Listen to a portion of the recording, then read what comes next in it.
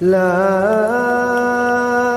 उक़सिमु बियौमिल क़ियामह वला उक़सिमु बिन्नफ्सिल लव्वामह अयहसबुल इंसानु अल्लन नजमअ इज़ामह बला क़ादिरीन अला अन नुसव्विय बनानह।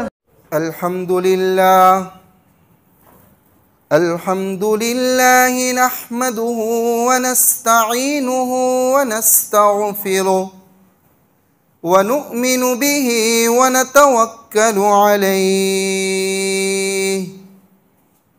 व नऊज़ु बिल्लाहि मिन शुरूरि अनफुसिना व मिन सय्यिआति अअमालिना ونعوذ بالله من شرور أنفسنا ومن سيئات أعمالنا ونعوذ بالله من شرور أنفسنا ومن سيئات أعمالنا من يهده الله فلا مضل له ومن يضلله فلا هادي له ونشهد أن لا إله إلا الله وحده لا شريك له ونشهد أن سيدنا ومولانا محمدا عبده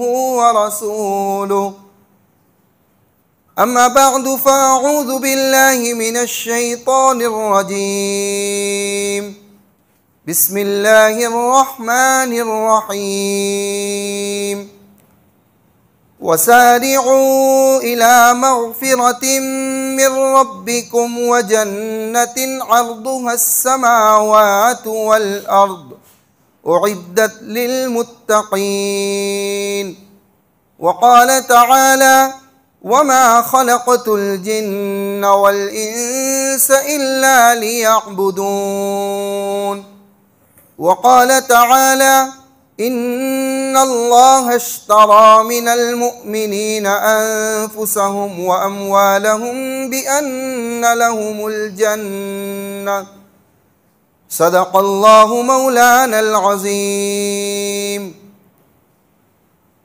وكان يدعو النبي صلى الله تعالى عليه وسلم اللهم بارك لنا في رجب وشعبان وبلغنا رمضان وصدق رسوله النبي الأمي الهاشمي الكريم।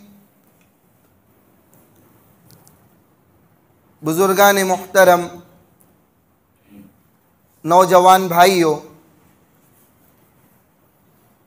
कुरान करीम की मुख्तलिफ़ जगहों से 3 आयात और नबी करीम सल्लल्लाहु ताला अलैहि वसल्लम का एक कीमती फ़रमान, बल्कि आप सल्लल्लाहु ताला अलैहि वसल्लम की एक कीमती दुआ आप हज़रात के सामने नक़ल की।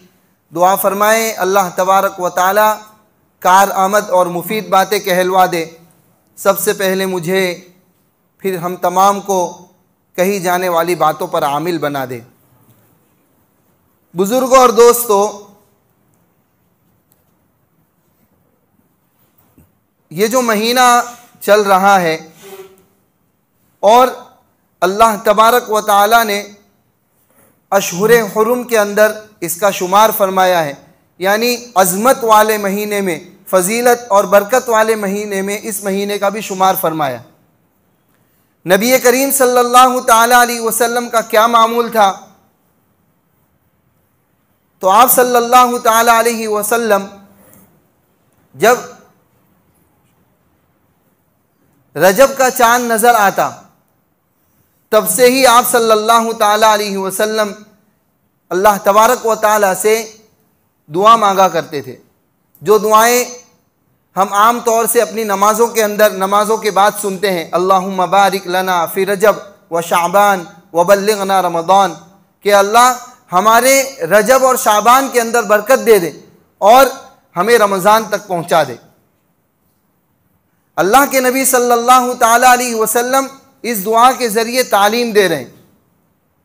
सबसे पहली तालीम ये कि आदमी किसी इबादत की वजह से या अल्लाह तबारक व ताला के किसी अहम फरीज़े को अंजाम देने के लिए अपनी ज़िंदगी में बरकत की दुआ मांग सकता है। जैसे हज करना है, उम्रा करना है, या बच्ची की शादी के अय्याम मुतय्यन है, करीब हैं, या कोई और अल्लाह तबारक व ताला का फरीज़ा अंजाम देना है, या रमज़ान का महीना आने वाला है, तो अल्लाह के नबी सल्लल्लाहु ताला अलैहि वसल्लम की तालीम है कि बंदा अपनी ज़िंदगी की बरकत की दुआ मांग सकता है, अपनी ज़िंदगी की तिवालत की दुआ मांग सकता है कि या अल्लाह तूने मुझे ज़िंदगी दी और ज़्यादा ज़िंदगी दे दे ताकि मैं तेरे इस फरीज़े को अंजाम दे सकूं, ताकि मैं बहुस्न खूबी तेरा ये फरीज़ा अंजाम दे दूं। इसके लिए अल्लाह के नबी सल्लल्लाहु ताला अलैहि वसल्लम कब से दुआ कर रहे हैं? 2 महीने पहले से दुआ कर रहे हैं। रजब का चांद नजर आया तब से लेकर आप सल्लल्लाहु ताला अलैहि वसल्लम बराबर एक दुआ कर रहे हैं, अल्लाहुम्मा बारिक लना फी रजब व शाबान व बल्लिगना रमज़ान। जैसे उम्रा करने जाने वाला आदमी और हज करने जाने वाला आदमी जब मुंबई एयरपोर्ट से, अहमदाबाद एयरपोर्ट से जब वो एहराम बांधता है तो उसके लिए सबसे बेहतर दुआ बताई गई, उसके लिए सबसे बेहतर चीज़ ये बताई गई कि अब वो यही पढ़ता रहे, लब्बैक अल्लाहुम्मा लब्बैक, मैं हाजिर हूँ, ए अल्लाह मैं हाजिर हूँ। अब उसकी यही निदा पसंद है, अल्लाह तबारक व ताला उसका यही जिक्र पसंद कर रहा है। दिमाग, इंसानी दिमाग कहता है एक बार कह दिया काफ़ी है, अल्लाह ताला कहता है, हमारी शरीयत कहती है नहीं, बार बार कह, चाहत दिखा, अपनी तलब दिखा, अपनी ख्वाहिश को जाहिर कर। तेरे अंदर कितनी ज़्यादा ख्वाहिश है अल्लाह के घर को देखने की, नबी के रोज़े मुबारक को देखने की, नबी की मस्जिद को देखने की, और अल्लाह के घर को और काबतुल्लाह के गिलाफ को और काबतुल्लाह की दर दीवार को देखने की तेरी कितनी तमन्ना है, कितनी चाहत है, उतनी जाहिर कर।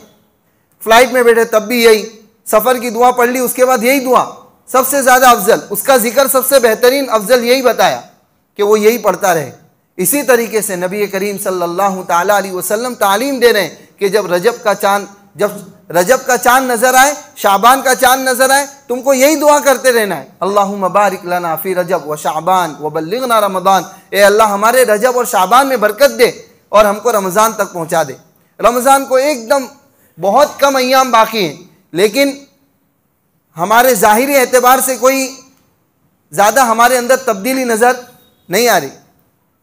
अल्लाह के नबी सल्लल्लाहु ताला अलैहि वसल्लम रजब और शाबान के अंदर इतनी कसरत से रोज़े रखा करते थे कि मायशा सिद्दीक़ा रज़ी अल्लाह ताला अन्हा फरमाती हैं कि मैंने आप सल्लल्लाहु ताला अलैहि वसल्लम को बकिया महीनों में इतनी कसरत से रोज़े रखते नहीं देखा जितनी कसरत से और जितने ज़्यादा रोज़ा आप सल्लल्लाहु ताला अलैहि वसल्लम इन अय्याम में रखते थे।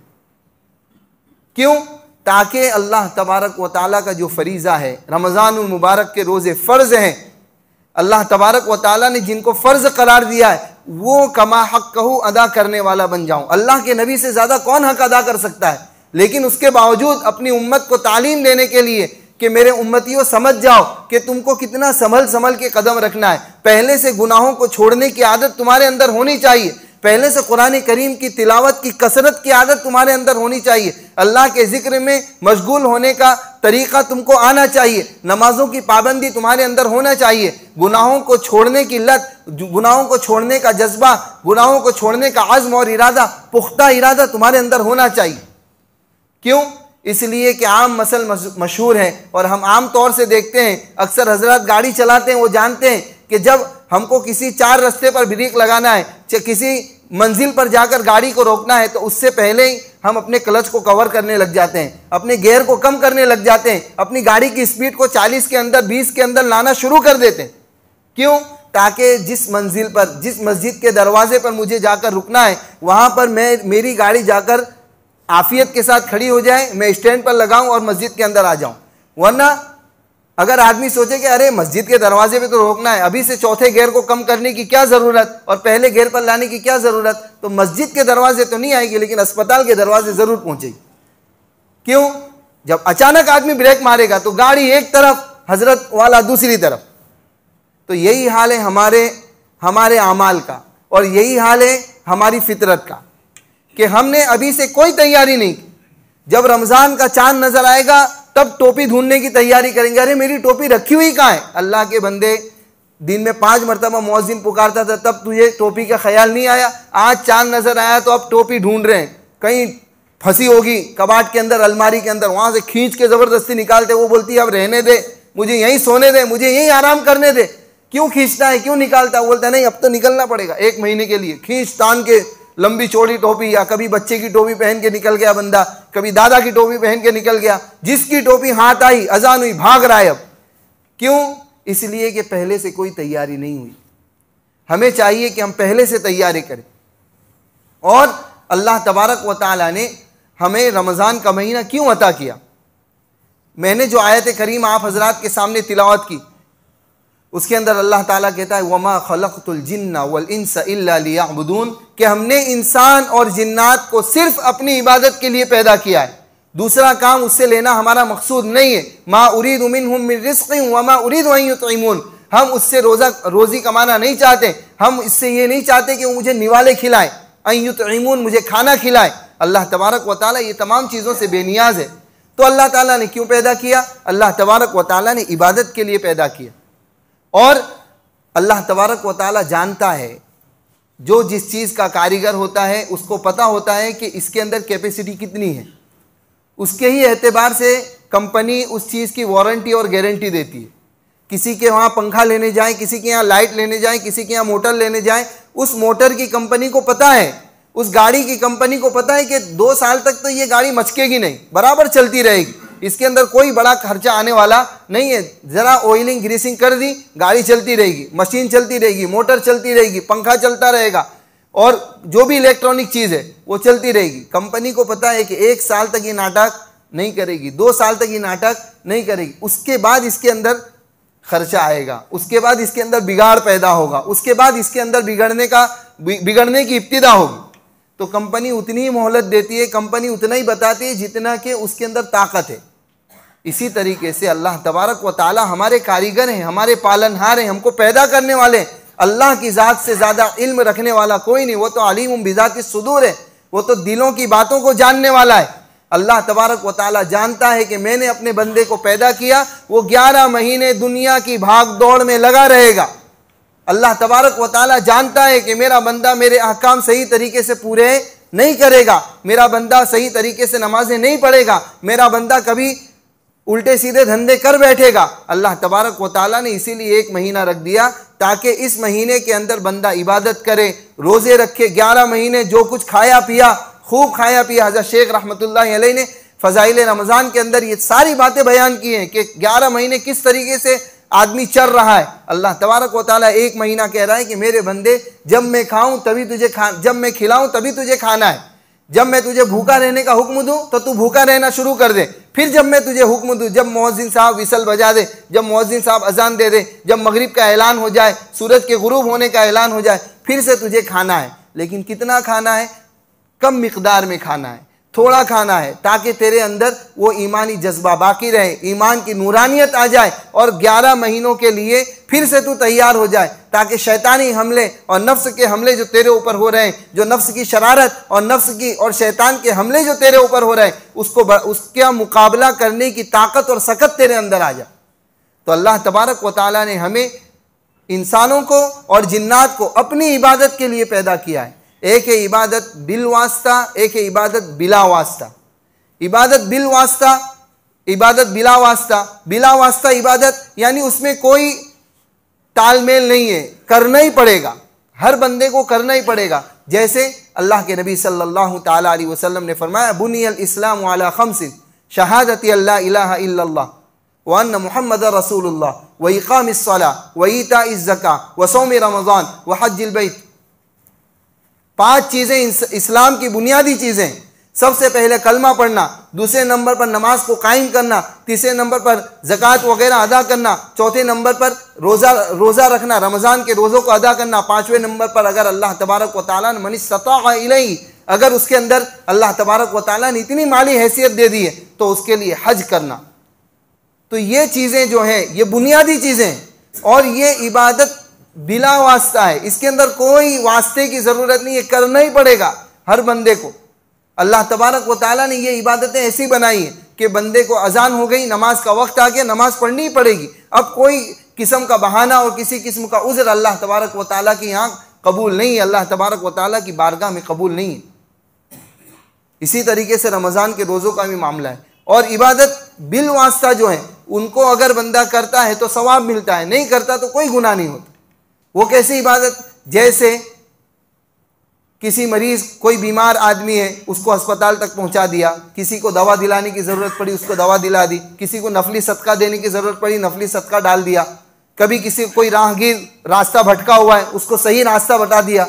ये इबादत बिल वास्ता है। इसके अंदर अगर आदमी नियत करता है कि मेरी नियत यह है कि अल्लाह तबारक व तआला मुझसे राज़ी हो जाए, अल्लाह तबारक व तआला की खुशनुदी, अल्लाह तबारक व तआला की रज़ामंदी हासिल करना चाहता हूँ, मैं अपनी बीवी से प्यार इसलिए कर रहा हूँ, मैं अपनी औलाद को इसलिए अच्छा अच्छा खिला रहा हूँ, मैं अपनी औलाद को अच्छा अच्छा इसलिए पहना रहा हूँ, मैं अपनी बीवी की हर ज़रूरत को इसलिए पूरा कर रहा हूँ ताकि मेरा रब राज़ी हो जाए। वैसे तो नकाह तुहा व कबिल तुहा कहने की वजह से उसके अहकाम, उसके हुकूक हमारे ऊपर लाजिम हो ही गए, लेकिन जब बंदा नियत करके करता है तो उसको उसका सवाब भी मिलता है कि बंदा अपनी बीवी के हुकूक अदा कर रहा है, अपनी बीवी की ज़रूरतें पूरी कर रहा है, अपने बच्चों की ज़रूरतें पूरी कर रहा है। अगर वो नियत करके काम करे तो अल्लाह तबारक व तआला उस पर सवाब भी देता है। तो ये इबादत बिल वास्ता की नियत करेगा, वास्ता हो जाएगा नियत का, तो अल्लाह तबारक व तआला उसको सवाब, उसका अलग से सवाब मिलेगा एक्स्ट्रा, कि मेरा बंदा मेरी रजामंदी के लिए काम कर रहा है, अपने घर वालों को राज़ी कर रहा है ताकि मैं राज़ी हो जाऊँ। तो अल्लाह तबारक व तआला ने दोनों किस्म की इबादतों को हमारे ऊपर लाजिम किया है। फरिश्तों को अब सवाल पैदा होता है कि भूखा रख के अल्लाह को क्या मिलता है, और अल्लाह तबारक व तआला हमसे इबादतें क्यों करवा रहा है, अल्लाह तबारक व तआला ने हमको सिर्फ इबादत के लिए पैदा क्यों किया, दुनिया कमाने के लिए क्यों नहीं छोड़ दिया। तो अल्लाह, मैंने उसी का जवाब पहले दे दिया कि अल्लाह तबारक व तआला ने हमसे जो इबादतें करवाई हैं वो बिला वास्ता भी इबादतें करवाई हैं और बिल वास्ता भी इबादतें करवाई हैं। किसी चीज़ को दरमियान में रख के भी इबादत करवाया और किसी चीज़ को दरमियान में रखे बगैर भी अल्लाह तबारक व तआला इबादत करवाता है। वही चीज़ों में से एक चीज़ है रमज़ान की तैयारी, रमज़ान के रोज़े रखना, रमज़ान को मुकम्मल तौर से अदा करने की फ़िक्र करना। उसके लिए पहले से हमको तैयार होना है। वसारिउ इला मग़फ़िरतिम मिन रब्बिकुम व जन्नतिन अर्दुहा अस्समावातु वल अर्द, कि अल्लाह तबारक व तआला वसारिउ इला मग़फ़िरतिम मिन रब्बिकुम, ओ लोगो अल्लाह तबारक व तआला की मग़फ़िरत की तरफ दौड़ लगाओ। जिस तरीके से हम दुनिया में एक दूसरे से मुकाबला करना चाहते हैं कि एक तिजारत करने वाला, एक ताजिर सोचता है कि ग्राहक मेरी तरफ खींच कर आ जाए, मैं ऐसा ऑफर रखूं, मैं ऐसा सेल लगाऊं, मैं ऐसी चीज़ें दूं, मैं इतनी बेहतरीन चीज़ें बनाऊं कि मेरे सामने वाला दुकानदार इतना ना कमा पाए जितना मैं कमा लूं। हर आदमी की ये ख्वाहिश होती है। कारीगर है, वो सोचता है कि मैं ऐसी शर्ट बना दूं, मैं इस तरीके से लहंगा तैयार कर दूं, मैं इस तरीके से कपड़ा तैयार कर दूं, मैं ऐसे डिज़ाइन छाप दूं कि दूसरी कंपनी के ऑर्डर भी मुझे मिलने लग जाए, मेरे मालिक को मिलने लग जाए, मुझे मिलने लग जाए, मैं इतना बेहतरीन कारीगर बन जाऊं, मैं इतना बेहतरीन मालिक बन जाऊं। हर आदमी की ये ख्वाहिश होती है। दूसरा भी यही सोचता है, वो ऐसा नहीं सोचता कि ठीक है वो कमाता है, कमाता रहे, मैं बैठा रहूं ख्वाब खरगोश में सोता रहे, ऐसा कोई नहीं करता। तो अल्लाह तबारक व तआला कहता है जिस तरीके से दुनिया में तुम एक दूसरे से आगे बढ़ने की फ़िक्र कर रहे हो, जिस तरीके से तुम दुनिया के मामले में और दुनियावी उमूर के अंदर और दुनियावी तिजारतों के अंदर और दुनियावी कारोबार के अंदर तुम एक दूसरे से आगे बढ़ने की फ़िक्र कर रहे हो, एक दूसरे से आगे बढ़ने की फ़िक्र में लगे हुए हो, रात दिन यही फ़िक्र कि मेरा कारोबार कैसे चलने लग जाए, मेरी तिजारत कैसे तरक्की करने वाली बन जाए, और मैं किस तरीके से नौकर से मालिक बन जाऊं, और मालिक सोच रहा है मैं किस तरीके से 50 नौकरों के मुकाबले में 100 नौकरों का मालिक बन जाऊं, 100 वाला सोच रहा है मैं 500 का मालिक बन जाऊं, एक कारखाना आबाद है मैं दूसरे 2-3 कारखाने आबाद कर लूँ। हर आदमी की जिस तरीके से ये फ़िक्र होती है, ऐसे ही अल्लाह तबारक व तआला कहता है कि मेरी मग़फ़िरत की तरफ भी दौड़ लगाओ, मेरी मग़फ़िरत के मामले में भी एक दूसरे से आगे बढ़ने की कोशिश करो। वसारिउ इला मग़फ़िरतिम मिन रब्बिकुम, अपने रब की मग़फ़िरत की तरफ दौड़ लगाओ। वो बंदा 30 दिन में कुरान ख़त्म करता है, मैं 20 दिन की कोशिश करूं, फिर 20 दिन पे आया तो अपने दुनिया के मामले में अल्लाह के नबी सल्लल्लाहु ताला अलैहि वसल्लम का फरमान जो हमारी हर ज़ख़म की दवा है कि दुनिया के मामले में अपने से नीचे वाले को देखो और दीन के मामले में अपने से ऊपर वाले को देखो। अरे मैं फ़र्ज़ तो पढ़ लेता हूँ ना, काफ़ी है। नहीं, वो दूसरा बंदा है, वो सुन्नत गैर मुअक्कदा भी पढ़ रहा है, सुन्नत मुअक्कदा भी पढ़ रहा है, महीने में इतनी मरतबा तहज्जुद भी पढ़ता है, अव्वाबीन भी पढ़ रहा है, चाश्त भी पढ़ रहा है, तरह तरह की नफल नमाजें पढ़ रहा है, जिक्र कर रहा है, फिक्र कर रहा है, अल्लाह की याद में खोया रहता है, कुरान करीम की तिलावत कर रहा है। हमने जितना कर लिया उतने में खुश और मस्त हो जाने की ज़रूरत नहीं है। अपने से आगे बढ़ने वाले की कोशिश करो, अपने से आगे बढ़ने वाले को देखें कि इबादत के अंदर वो कितना आगे बढ़ रहा है। अभी से आदत बनाएंगे तो कुरान करीम भी बेहतरीन पढ़ने वाले बन जाएंगे। अभी से कुरान करीम की आदत बनाएं, अभी से जिक्र करने की आदत बनाएं, अभी से नमाज पढ़ने की आदत बनाएं। क्यों? इसलिए कि जहां अल्लाह तबारक व ताला ने रमज़ान के महीने में नफल इबादत करने पर फ़र्ज का सवाब रखा है, वहीं पर अगर कोई बंदा उस महीने में गुनाह करे तो अल्लाह तबारक व ताला का अजाब भी उतना सख्त हो जाता है। एक आदमी मस्जिद के बाहर गाली दे रहा है, एक आदमी मस्जिद के बाहर किसी को धोखा दे रहा है, एक आदमी मस्जिद के बाहर चोरी कर रहा है, एक आदमी मस्जिद के बाहर झूठ बोल रहा है, एक आदमी मस्जिद के बाहर किसी से झगड़ा कर रहा है। उसको गुनाह तो है, हराम काम तो कर रहा है, लेकिन वही काम अगर वो मस्जिद के अंदर करने लग जाए तो 4 आदमी उसको बोलने वाले खड़े हो जाएंगे, भाई अल्लाह के घर में तो देख यार, जरा तो समझ, जरा तो अकल रख कि अल्लाह के घर में तू चोरी कर रहा है, अल्लाह के घर में तू गीबतें कर रहा है, अल्लाह के घर में तू मोबाइल चला रहा है, अल्लाह के घर में तू गाने सुन रहा है, अल्लाह के घर में तू गालियां दे रहा है, अल्लाह के घर में तू ऐसे गलत काम कर रहा है। दोनों में फ़र्क है कि नहीं? इसी तरीके से अल्लाह तबारक व ताला का रमज़ान का महीना और अल्लाह तबारक व ताला के दीगर महीनों के अंदर भी फ़र्क है कि जिस तरीके से नेकियों का सवाब बढ़ जाता है, इसी तरीके से गुनाहों की शिद्दत भी बढ़ जाती है, गुनाहों की सख्ती भी बढ़ जाती है। तो अगर हम अभी से आदत बनाएंगे, अभी से हम अपने गुनाहों पर कंट्रोल करना शुरू करेंगे, अभी से हम इबादतों के अंदर चस्का लगाएंगे, अभी से हम इबादतों के अंदर आगे बढ़ने की कोशिश करेंगे, तभी जाकर हम रमज़ान को सही तौर पर वसूल करने वाले बनेंगे। वरना होता क्या है, आम माहौल पूरे सूरत का माहौल और पूरी दुनिया का तकरीबन यही माहौल है कि पहले दिन जब चांद नज़र आता है तो हो ऐसा लगता है कि मस्जिद अब सड़क तक पहुंचानी पड़ेगी, और ऊपर मस्जिद के ट्रस्टियों और मुतवल्ली हजरात को फिक्र होने लगती है कि मस्जिद की छत को और बुलंद करना पड़ेगा और मंजिलें चढ़ाने पड़ेंगे। इतनी पब्लिक, इतने मुसलमान, हमको पता ही नहीं था कि इतने मुसलमान हमारे इलाके में। लेकिन जैसे ही दूसरा रोज़ा ठीक ठीक, तीसरा रोज़ा ठीक ठीक, चौथे रोज़े से सिमटना शुरू हो जाती, और रमज़ान के आखिर तक तो ऐसा लगता है कि भाई इमाम साहब हाजिर है कि नहीं, मौज़िन साहब हाजिर है, बस काफ़ी है। मस्जिद का हक अदा करने वाले इमाम और मौज़िन, हमने जिनको 6-7 हज़ार रुपये में मुतय्यन किया है वो हुकूक अदा कर रहे हैं, बाकी सबकी छुट्टी। 27 के बाद तो रमज़ान पता ही नहीं चलता। क्यों? इसलिए कि हमने उसकी हकीकत को नहीं पहचाना। अल्लाह के नबी सल्लल्लाहु ताला अलैहि वसल्लम ने उसकी हकीकत को पहचाना था। इसीलिए अल्लाह के नबी सल्लल्लाहु ताला अलैहि वसल्लम 2 महीने पहले से दुआ करते थे, जो दुआ से मैंने बात की इब्तिदा की कि अल्लाहुम्मा बारिक लना फी रजब व शाबान व बल्लिगना रमज़ान, कि अल्लाह हमारे रजब और शाबान में बरकत दे, हमको रमज़ान तक पहुँचा दे। क्यों? इसलिए कि ये लूटने का महीना है, कमाने का महीना है, हर चीज़ का भाव बढ़ा हुआ है, हर चीज़ की गाहकी बढ़ी हुई है, अल्लाह की रहमत जोश में है। तो अल्लाह तबारक व ताला हमारे दिलों को नर्म करता है, अल्लाह तबारक व ताला इबादत का ज़ौक़ डाल देता है, अल्लाह तबारक व ताला गुनाहों से नफरत डाल देता है। अब उस हालत में भी गुनाह होते हैं, उस हालत में भी बंदा गुनाह करता है कि यार रमज़ान है तब भी मैं बच नहीं पाता, मैं गाने सुन ही लेता हूँ, और अब तो स्टेटस का ज़माना है और अब 30 सेकंड का ज़माना है। हमारे उस्ताद दामत बरकातुहुम से एक मरतबा मैंने पूछा तो उन्होंने बताया कि पहले आदमी की फितरत ये थी कि आदमी 3-3 साढ़े 3-3 घंटे कोई भी चीज़ कर लेता था। यानी बयान भी अगर है, किसी का बयान सुनना है या कोई दीनी मजलिस में बैठा हुआ है तो आदमी 3 घंटे तक आराम से सुन लेता था, उसकी फितरत बनी हुई थी। तो दुनियावी कारोबार वाले लोग, दुनिया में फिल्में बनाने वाले लोग और दुनिया में तरह तरह के नाटक और तरह तरह के सीरियल बनाने वाले लोग, वो भी 3 साढ़े 3 घंटे की चीज़ें बनाते थे। 3 साढ़े 3 घंटे तक आदमी गुनाहों के अंदर मुलव्वस रहता था, उसको सुस्ती और उसको कंटाला नहीं आता था, उसको सुस्ती नहीं आती थी, उसको अच्छा लगता था। 3 घंटे साढ़े 3 घंटे आदमी यूं ही ज़ाय कर रहा है, बर्बाद कर रहा है गुनाह के अंदर। फिर धीरे धीरे आदमी की फितरत कम होती गई, फिर 3 घंटे पे आया, फिर 2.5 घंटे पे आया, फिर 2 घंटे पे आया, फिर 1.5 घंटे पे आया, तो उधर से भी फिल्में और दूसरे सीरियल सिमटते गए और यहाँ पर भी बयानात की टाइमिंग कम होती गई। और इस तरीके से करते करते, वरना पहले ज़माने के मुकर्रिरीन हजरात की हम किताबें देखते हैं और उसके अंदर वक्त वगैरह लिखा रहता है, तो दूसरे उलमा इकराम भी यहाँ मौजूद हैं, वो जानते हैं कि किसी जगह पर 3 घंटे तकरीर की, शाह अताउल्लाह बुखारी रहमतुल्लाह अलैह तकरीर करने बैठते थे, सुबह कर देते थे, पता नहीं चलता था, पब्लिक को भी पता नहीं चलता था, हजरत को तो पता नहीं चलता था।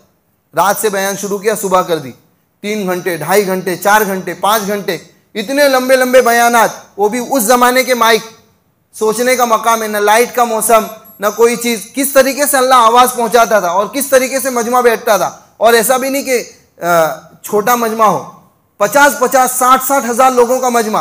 अल्लाह तबारक व तआला की ज़ात, आवाज़ भी अल्लाह ताला पहुंचाता था और लोग, एक आदमी भी मजलिस से उठता नहीं था। बताना ये कि ऐसा नहीं है कि मैं अपने बयान के लंबे करने के लिए कोई माहौल गर्म कर रहा हूँ। बताना ये चाहता हूँ कि इतनी लंबी लंबी तकरीरें होती थी, इतनी लंबी लंबी दीन की बातें होती थी, आदमी को सुस्ती नहीं आती थी, काम चलता था। फिर उसके बाद माहौल सिमटता गया, आदमी का जहन सिमटता गया। 1 घंटा हुआ, आधा घंटा हुआ, वो चीज़ मज़ा आती थी। अब काय का मौसम आ गया, अब 30 सेकंड का मौसम आ गया। कोई भी बात 30 सेकंड की अच्छी लगती है। किसी भी मौलाना साहब का बयान हो, किसी भी मुफ्ती साहब का बयान हो, आदमी 30 सेकंड सुनता है, उसके बाद आगे बढ़ाया, लाइक करो, सब्सक्राइब करो, फलाना करो, ठिकाना करो, वो साइड पे रह गया। बस आदमी 30 सेकंड तक कोई भी बात सुनता है। गंदी चीज़ें भी 30 सेकंड तक ही सुनता है, उससे ज़्यादा में उसको मज़ा नहीं आता। तो ये चीज़ें ऐसी हैं, इसने ऐसा घर कर लिया है, चाहे हमारे घर की मस्तूरात का मामला हो, चाहे हमारे नौजवानों का मामला हो, चाहे अल्लाह माफ़ करे बूढ़ों का मामला हो, चाहे बच्चों का मामला हो, हर आदमी वो 30 सेकंड के ऊपर अपने आप को डाले हुए, वो समझ रहा है कि मैं गुनाह कर ही नहीं रहा हूँ, अरे ये तो गलत आ गया, आगे बढ़ा दिया। तो वो कोई भी चीज़ सही के साथ साथ गलत चीज़ें भी बहुत सारी आ जाती हैं और आदमी उसके अंदर वक्त ज़ाय कर रहा है, उसके अंदर वक्त बर्बाद कर रहा है। आम तौर पर मस्जिदों को जहाँ तक रमज़ान के अंदर आबाद करने की फ़िक्र होती है, सबसे ज़्यादा माफ़ करना, सबसे ज़्यादा बेहुरमती भी रमज़ान के मौसम में नौजवान करते हैं। सबसे ज़्यादा बेहुरमती अगर मस्जिद की होती है तो वो रमज़ान के महीने में होती है। क्यों? तेरी मेरी करना, गीबतें करना, गेमें खेल रहे हैं। हमने अपनी आंखों से देखा है, कहीं का हाल नहीं बता रहा हूँ, किसी की कहीं लिखी हुई बात और किसी के कहा हुआ जुमला नहीं कह रहा हूँ, अपनी आंखों से देखी हुई बात बता रहा हूँ कि नौजवान मस्जिदों के अंदर ठंडक रहती है, माशाअल्लाह एसी वालों ने एसी की छूट दे रखी है। मस्जिद के मुतवल्लियान ये बात सोचते हैं कि चलो बेचारे रमज़ान में धूप में तपे हुए आदमी हैं, मस्जिद में आराम करेंगे, अल्लाह तबारक व तआला नेकी देगा। लाइट बिल भरने वाला लाइट बिल भर देता है, कोई ना कोई अल्लाह का बंदा तैयार हो जाता है कि लाइट बिल एसी का जितना आएगा पूरे रमज़ान का मैं अदा करूँगा। ऐसे अल्लाह के बंदे हैं, लेकिन उसका नाजायज़ फ़ायदा उठाया जा रहा है।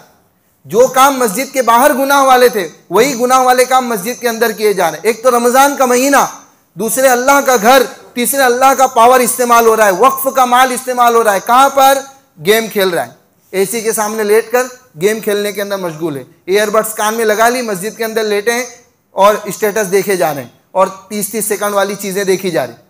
ये सब गुनाह वाले काम है। अभी से छोड़ना पड़ेगा, अभी से इसको अलविदा कहना पड़ेगा, अभी से मोबाइल की आदत कम करनी पड़ेगी, अभी से गुनाहों को छोड़ने की आदत बनानी पड़ेगी, अभी से नेकियों की तरफ आगे बढ़ने की कोशिश करनी पड़ेगी, नेकियों का जज्बा अपने दिल में पैदा करना पड़ेगा।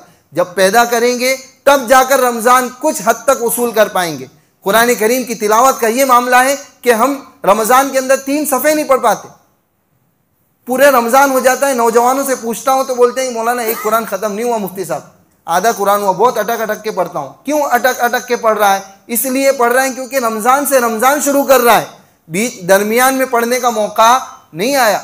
अपना मामूल होना चाहिए, अपनी ज़िंदगी का मामूल होना चाहिए। हर एक को अपनी कब्र में सोना है, हर एक को अल्लाह तबारक व तआला की बारगाह में खड़े होकर जवाब देना है। कब? अल्लाह तबारक व तआला कल क़यामत के दिन मुझसे अकेले पूछेगा, आपसे अकेले पूछेगा। ऐसा नहीं है कि भाई एक साथ आ जाओ ये मोहल्ले वाले और सारों का हिसाब कर दिया जाए। एक एक बंदे का हिसाब होगा, एक एक बंदे से पूछा जाएगा। तो हर एक को ये फिक्र करना है कि मेरा कुरान कैसे सही हो जाए, मैं कैसे कुरान करीम के पढ़ने में मेरे अंदर रवानी कैसे पैदा हो जाए, इसकी फ़िक्र मुझे खुद करना है, कोई दूसरा नहीं आने वाला है। तो अभी से हमारे अंदर ये आदतें होनी चाहिए, अभी से हमें ये फ़िक्र होनी चाहिए कि मेरा कुरान कैसे सही हो जाए, मेरा कुरान कैसे रवानी के साथ मैं पढ़ने वाला बन जाऊँ, ताकि रमज़ान में कम से कम एक कुरान तो ख़त्म करूँ। इमाम अबू हनीफा रहमतुल्लाहि अलैह, जिनके हम फॉलोवर कहलाते हैं, जिनके मसलक पर हम चलते हैं और जिनके मुताबिक, जिनके बताए हुए तरीके के मुताबिक हम जिंदगी गुजारते हैं, अपने मसाइल को हल करते हैं, उनका मामूल क्या था? रमज़ान के मौसम में 60 कुरान ख़त्म कर, 60 कुरान रोज़ाना, दिन का एक, रात का एक। और ये तो बहुत दूर का ज़माना हो गया ना, चलो ठीक है, वो तो बहुत पहले वाला ज़माना था, मोबाइल का ज़माना नहीं था, उनके पास दूसरा कोई काम नहीं था। अल्लाह के बंदो, इतना बड़ा ताजिर आदमी, इतना बड़ा ताजिर आदमी के रोज़ाना उनका कपड़े का व्यापार, रोज़ाना कपड़े आते थे, कपड़ों का व्यापार करते थे वो, तब भी उसके बावजूद उनका ये मामूल था रोज़ाना एक कुरान ख़त्म करे। बहुत दूर हो गया मामला, ठीक है, 300-400 साल पहले की बात कर रहा हूँ इसलिए समझ में नहीं आए। अभी की बात करूँ कि हमारे एक उस्ताद मोहतरम है कारी साहब, किसी ज़माने में वो सूरत में ही रहा करते थे, अब किसी जगह महाराष्ट्र वगैरह में चले गए। उनका मामूल पूरे रमज़ान में 30 कुरान ख़त्म करने, पूरे रमज़ान में 30 कुरान, इसके अलावा तरावी का अलग, यानी 31-32 कुरान। और उनकी चाहत ये कि मैं 60 कुरान ख़त्म करने वाला बन जाऊँ। दिन रात मिलाकर 1 कुरान बंदा रोज़ाना पढ़ रहा है, बहुत है हमारे लिए। इतना भी, ये भी इबरत की निगाह से देखने के लिए बहुत है। और हमारा क्या हाल है? हमारा हाल ये है कि हमारा रोज़ का 1 पारा भी नहीं होता। टाइम बहुत है। रमज़ान में सिर्फ हमने एक ही चीज़ मुतय्यन की, अपना शेड्यूल तब्दील किया है, अपना शेड्यूल तब्दील किया। फजर के बाद सो जाने का, कोई बात नहीं, कोई से बातचीत करने का नहीं, क्यों, नींद उड़ जाएगी, इसलिए अब डायरेक्ट 12 बजे उठेंगे। या तो बाज़ हज़रात तो वो जिनकी ज़ोहर भी बिस्तर के हवाले हो जाती, 3-3:30 बजे उठेंगे आराम से, फिर देखेंगे मूड हुआ तो ज़ोहर की नमाज़ पढ़ेंगे, नहीं तो अलविदा अलविदा माह रमज़ा अलविदा, जा 3-4 दिन पढ़ लिए काफ़ी है। ज़ोहर गई, अब क्या असर पड़ेगा बंदा जिसने ज़ोहर की नमाज ही नहीं पढ़ी। और बाज़ हज़रात तो होते हैं जो पूरी रात घूमते हैं, पूरी रात रांदेर, झापा बाज़ार और तरह तरह की सिटियों के और तरह तरह की होटलों के चक्कर लगाते हैं, और सहरी किए बगैर सो गया बंदा, फजर भी गायब, ज़ोहर भी गायब, असर भी गायब। अल्लाह तबारक व तआला ने रात को बिछौना बनाया है, रात को आराम करने की चीज़ बनाया है। वजअलना लैला लिबासा, अल्लाह तबारक व तआला कहता है मेरे बंदे जागना है तो मेरी इबादत में जाग, वरना घर जाके सो जा। क्यों इधर उधर अपने वक्त को ज़ाय कर रहे हैं, क्यों अपने वक्त को बर्बाद कर रहे हैं? आम माहौल बना हुआ है, हमारे इलाकों का आम माहौल बना हुआ है। अभी रमज़ान आने से पहले यहाँ रमज़ान का चांद नज़र आएगा, यहाँ टूर्नामेंट की लाइट नज़र आएगी। यानी रमज़ान यानी रात को क्रिकेट खेलने का महीना, रमज़ान यानी फुल रैकेट खेलने का महीना। बच्चियाँ, जवान बच्चियाँ बाहर निकल कर सड़कों पर फुल रैकेट खेल रही, बदनजरियाँ हो रही हैं, किसी को कुछ पड़ी नहीं। माँ बाप भी कहते हैं क्या है रमज़ान का महीना, यानी रमज़ान का महीना फुल रैकेट खेलने का महीना, रमज़ान का महीना क्रिकेट खेलने का महीना। पूरे महीने मीठी खाड़ी की सड़कों पर देखें, पूरे महीने हमारा नौजवान, लाइटें जल रही हैं, बड़ी बड़ी लाइटें लगा दी गई, लोगों के कांच फूट रहे हैं, लोगों की गाड़ियों के कांच फूट रहे हैं, लोगों को नुकसान पहुंचाया जा रहा है, चल रही है टूर्नामेंट। क्या है? रमज़ान का महीना है। अल्लाह के नबी सल्लल्लाहु ताला अलैहि वसल्लम रमज़ान का चांद नजर आता अपनी लुंगी को कस लेते हैं इबादत करने के लिए, और हम अपनी नाइट पैंट कस लेते हैं, क्यों? आराम करने के लिए या क्रिकेट खेलने के लिए, या तो तोंदे बड़ी करेंगे खा खा के, मुर्गियां हजम कर करके। अल्लाह के बंदो, अल्लाह के वास्ते रमज़ान को सही इस्तेमाल करने वाले बने, रमज़ान के औकात को सही गुजारने वाले बने, कुरान करीम जैसा आता है वैसा पढ़ें। वरना अल्लाह तबारक व तआला का जिक्र करने के अपने ऊपर लाजिम कर लें कि मुझे 10,000 मरतबा सुबहान अल्लाह पढ़ना है, 10,000 मरतबा अल्हम्दुलिल्लाह पढ़ना है, ला इलाहा इल्लल्लाह पढ़ना है, अल्लाहु अकबर पढ़ना है। जब तक हम इस तरीके से ज़िंदगी नहीं गुजारेंगे उस वक्त तक हम कामयाब नहीं बन सकते। अल्लाह तबारक व तआला कहीं सुनी बातों पर अमल की तौफीक नसीब फरमाए। आमीन व आखिर दावाना अल्हम्दुलिल्लाहि रब्बिल आलमीन।